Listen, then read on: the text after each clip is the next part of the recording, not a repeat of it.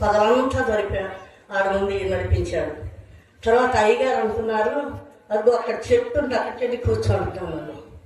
ఎందుకంటే ఎండలో తట్టుకోలేవారు. సరే ఎట్లాగట్లా జరుపుతానే నేను దేవుని పని కోసమని ఆ రోజు నిర్ణయం చేసుకున్నా, వచ్చి కూర్చున్నా. ఉపవాస ప్రార్థనకి మన బిడ్డలు చాలామంది కూడా సహకరించారు. మన యెహోషువ గారు అంటున్నారు చూసారా, ఆదివారం 1/2 గంట వాక్యం చెప్పాను, వాళ్ళ ఆరాధన అస్సలు నిలబడలేకపోయారని. అలాగే 1/2 గంట అనేది కాదు, కానీ దేవుని పని కొంచెం జరగటం మంచిదని నా మనసులో అనుకున్నా. అక్కడ కూడా జరిగించారు. దేవుని కృపను బట్టి ఈ సంవత్సరము ఏం నాకు కనపడలేదు. అయ్యగారు మీటింగులో ఉండి ప్రార్థన చేస్తుంటేనే దేవుడు చూపించారు. ఇక్కడ బాగా మరి పడిపోయిన వారిని లాగినట్లుగా అమ్మగారు వచ్చి వాళ్ళ బయటికి లాక్కొచ్చినట్టుగా దర్శనం చూపించారు. ఇక్కడ జనమే కనపడుతున్నారు. రెండోది ఏంటంటే ఈ ఊళ్ళో పెద్ద కమ్మాలు పెట్టి పెద్ద కొత్త లైట్లు బిగిస్తున్నారు అని చెప్పారు దర్శనం. నాకు మట్టుకు పోయలేదు. ఆ రోజు నేను 3 రోజులు కూడా పగలు ఏం చేస్తున్నానంటే అసలు నాకు అసలు మనస్సు లోపల నిలబట్ల, అంత చాలా నీరసం, మరి అది ఒక రకమైన మత్తులాగా ఉంటుంది. ఆ ఎండలోనే లోపల 3 ఫ్యాన్లు వేసుకొని ఆ బలిపీఠం మీద పడుకుంటున్నా. తర్వాత మీటింగ్ ఉపవాస ప్రార్థన అయిన తర్వాత పాపం డింగులు తెస్తున్నారు, లేకుండా అక్కడే పెట్టి వెళ్ళిపోతున్నారు. పాలు చేస్తున్నారు, అక్కడే పెట్టి వెళ్ళిపోతున్నారు. తర్వాత వాళ్ళు ఏదైనా టిఫిన్ చేస్తున్నారు, అక్కడే పెట్టి వెళ్ళిపోతున్నారు. ఎప్పుడో వెలుగు వచ్చినప్పుడు చూస్తున్నా. నేను అవన్నీ కూడా తీసుకోవట్లా. ఆహారం కానీ తీసుకొచ్చే డింకులు కానీ ఇలాంటివి ఏం తీసుకోలే. ఎందుకంటే ఎప్పుడన్నా కొంచెం బాగుందనుకొని తీసుకున్నా. ఆ 3 రోజులు కూడా దేవుడు బాగా జరిగించాను. ఎందుకంటే దేవుడు చెప్పిన సువార్త, దేవుని యొక్క ఆ దేవుడు మాకు పిలిచిన తర్వాత 1980 సంవత్సరంలో రక్షణ పొంది దేవుని సన్నిధిలో మేము విశ్వాసిగా ఉన్నప్పుడు దేవుడు నాకు చూపించిన దర్శనాలు, ఆదికాండం 12వ అధ్యాయంలో వాగ్దానాలు, తర్వాత సువార్త నిమిత్తం అనేకైన దర్శనాలు నాకు ఇచ్చారు. అదే కాకుండా 1 కొరింథీయులకు రాసిన పత్రిక 9వ అధ్యాయం 16వ వచనంలో నాకు చూపించారు. ఆ సువార్త ప్రకటించడానికి నాకు అతిశయకారం కాదు, కానీ ప్రకటించవలసిన భారం నీ మీద మోపబడి ఉందని దేవుని యొక్క లేఖనము 1 కొరింథీయులకు రాసిన 9వ అధ్యాయం 16వ వచనంలో నాకు దేవుడు అవన్నీ కూడా గుర్తు చేశారు. మరి ఆ రీతిగానే దేవుని కృపను బట్టి మన బిడ్డలు మన అయ్యగారు చెప్పారు చూసారా, 1/2 గంట కూడా నిలవలేకపోయారని. ఆ 3 రోజులు కూడా రాత్రి పగళ్ళు పిల్లల బిడ్డలు, ఆత్మీయ బిడ్డలు చాలా కూడా చాలా ఎండ తీవ్రతగా ఉంది. అయినా సరే నాకే బాధగా ఉంది. వాళ్ళకి నేను ఏమన్నా చెప్పాలన్నా వాళ్ళు అయినా సరే నేను లోపల ఉంటే టయానికి వస్తున్నారు. నేను ఏ టైం చెప్తున్నాను ఆ టయానికి వచ్చేస్తున్నారు. ఆ టైం దాకా ప్రార్థన చేస్తున్నారు. ఆ టైం దాకా ఎదురు చూస్తున్నాను. చూసిన దేవుడు సన్నిధిలో ఈ రీతిగా ఈ సంవత్సరం కూడా మీటింగ్ జరగటానికి దేవుడు మాకు నిలబెట్టారు.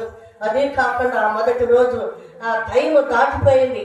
మా మనవడు వివాహం మరి పెట్టాలి, మీటింగ్ జరగాలి, తర్వాత దేవరం మీటింగ్ జరగాలి, ఇలాంటివన్నీ కూడా ఉండటం ద్వారా మరి నెల దాటిపోయింది. మే నెలలో పెడతాం.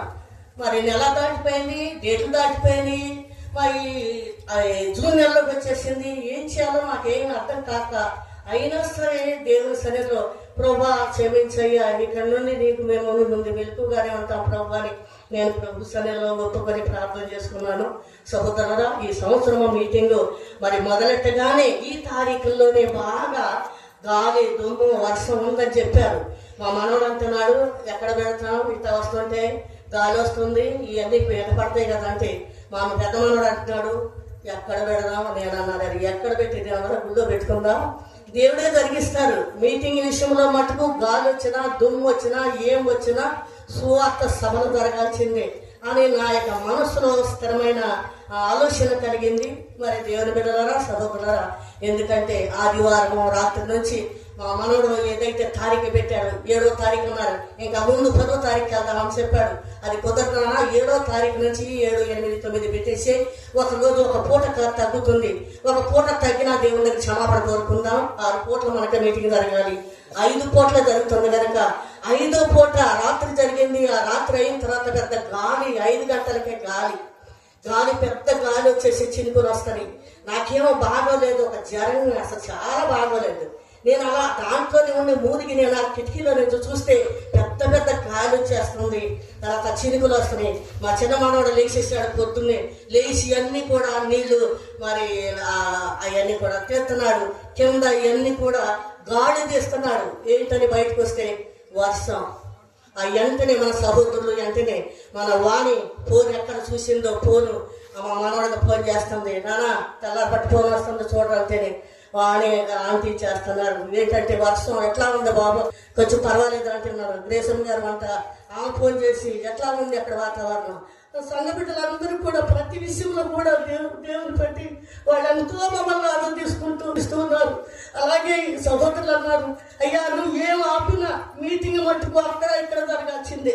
ఎందుకంటే 2 సార్లు మీటింగ్ జరగకపోతే సంఘానికి శ్రమ, సేవకులకి శ్రమ అని దేవుడు మాకు చెప్పారు కనుక మీటింగ్లు మట్టుకు ఆపొద్దని వారు ఎంతో ప్రోత్సాహం చేస్తున్నారు. ఇక్కడ కానీ అక్కడ కానీ మన సంఘ బిడ్డలందరూ కూడా తర్వాత ఉన్నారంట, ఈ ఇసుక లాగడానికి అయ్యారు అసలు ఏమి దానికి పూనుకోలేదు, ఇక్కడ దాకుంది ఏం చేయాలో నేను పిల్లలు వచ్చి అంటున్నారు, అమ్మ ఇసుక లాగమంటే అయ్యా లాగుదామన్న అయ్యారు అసలు దీనికి ఒప్పుకోట్లా, ఎక్కడ లాగుతారు పైకి రాదని. అయినా సరే సంఘ బిడ్డలందరూ కూడా ఎంత ప్రయాసపడ్డారంటే ఆదివారం అయ్యారు అప్పచెప్పొచ్చేసాడు. మళ్ళీ నేను బుధవారం వచ్చేటప్పటికి అంతా చాలా గుట్టపడిపోయింది. దేవుడి కృపను బట్టి ఈ యొక్క మీటింగ్ స్థలం దేవుడు అలా సిద్ధపరిచారు. సహోదరులారా, ఈ సంవత్సరము దేవాలయం పిల్లలు కానీ పాపర్లు కానీ మన సంఘం అంతా కూడా ఏ టయానికి ప్రార్థనకి రమ్మంటే ఎంత ఎండైనా సరే రాత్రులైనా సరే ఎంత నాతో పాటు సహకరించారు. ఎందుకంటే ఆ 3 రోజులు కూడా నాకు చాలా బాగోలేదు. ఎంత ఎండ అక్కడ పడి ఉంటే 3-4 ఫ్యాన్లు వేసుకొని అస్సలు ఒళ్ళంతా కాలిపోయి ఒళ్ళంతా ఒక ఎర్రగలిపోయినట్టుగా ఉంది. నేను దాని విషయంలో వెనకాడకుండా ఆ 3 రోజులు కూడా ఉపవాస ప్రార్థన దేవుడు జరిగిస్తుంది. సహోదరులారా, ఎందుకంటే ఈ రీతిగానే దేవుడు మరి ప్రతి సంవత్సరము మరి దేవుని రాక ఆలస్యం అయితే మరి దేవుని శ్రమను సజీవులుగా ఉంచితే దేవుని సువార్త మరి అలాగే జరగాలని మా యొక్క మనవాళ్ళు ఇక్కడ నిలబడి దేవుని సేవ చేయాలని వారి కోసము దేవరం పాల్పడి సంఘం అంతా కూడా మరి దేవుని సన్నిధిలో సహోదరులారా బాధ్యత కలిగి దేవుని సువార్త కోసం మీరు కూడా పారిభాగస్తులుగా ఉండాలని ఈ సువార్త పనిలో మొత్తం కూడా వీళ్ళు పారివారై ఉన్నారు అని దేవుని యొక్క లేఖను పిలిపి పత్రికలో చెప్పిన రాయబడిన రీతిగా బిడ్డలందరూ కూడా మాతో పాటు సహకరిస్తూ ఉన్నారు. ఎందుకంటే దేవుని పిలుపుని బట్టి దేవుని యొక్క సువార్త ఆ వాగ్దానాలను బట్టి ఆ దినాల్లో ఎక్కడో ఏం పని చేసుకునే వాళ్ళము, గేదెలు మెప్పుకునేదాన్ని, మిషన్ కుట్టుకునేదాన్ని, వ్యాపారం చేసుకునేదాన్ని, అన్ని పనులున్నాయి. అయినా సరే దేవుడు అన్ని వదిలిపెట్టి నా పని చేయమని పిలిచారు. నన్ను రామన్నారు, నాకు అడగదయ్యా సువార్త చేయటం, నాకు చదువు రాదు అంటే దేవుడు చెప్పారు. నాకు బల మీద నిలబెట్టి తీసుకెళ్లి గ్రంథాలు 2వ అధ్యాయం నిలబడి చెప్పమన్నారు. ఆది కాలం చెప్పమన్నారు దేవుడు. ఆది కాలం 12వ అధ్యాయములు సహోదరులు ఎన్నో వాగ్దానాలు ఇచ్చి నన్ను నిలబెట్టారు దేవుడు. ఈ సువార్త విషయంలో ఆ రోజు 3 రోజులు ఉపవాస ప్రార్థనలో నేను ప్రార్థన చేస్తుంటే 1 కొరింథీయులకు రాసిన పత్రిక అపొస్తలుడైన పౌలు చెప్పిన రీతిగా ఇదిగో సువార్త ప్రకటించడానికి నాకు అతిశయకారం కాదు కానీ ప్రకటించవలసిన భారం నా మీద మోపబడి ఉందని ఆయన చెప్పిన మాట నాకు చాలా రూఢిగా నా మనసులో మరి బోధింపబడింది. తర్వాత ఈ సంవత్సరం కూడా మరి దేవుని సన్నిధిలో సహోదరురా ఇశ్రాయేలు సైన్యం ముందుకు నడిచి ఈ సంవత్సరం కూడా నాకు ముందు నడిపించడం అదొక వాగ్దానం ఇచ్చారు. నాకు ఈ సంవత్సరం నాకు చేస్తారు, బయట పడతలేదు కానీ దేవుని సన్నిధిలో నా దేవుడు నాకు చెప్పింది నాకు చేస్తారని నేను ఏం డౌట్ పడాల్సిన పని లేదని దేవుని సన్నిధిలో నేను దృఢంగా విశ్వాసంతో నిలబడ్డాను. సహోదరులారా, ఈ సంవత్సరం సంఘ బిడ్డలందరూ కూడా అన్ని పనుల్లో చాలా మరి సహకరించారు. అన్ని ఆర్థిక విషయంలో సహకరించారు, మరి ప్రార్థన విషయంలో సహకరించారు, పరిచర్య విషయంలో సహకరించారు. సంఘ బిడ్డలందరూ కూడా ఆ రీతిగా సహకరించడానికి దేవరం పాల్పడ సంఘ బిడ్డలందరూ కూడా ఈ రీతిగా వాళ్ళు అలాంటి నేర్పరచడానికి నిలబడటానికి దేవుడు కృప చూపించారు.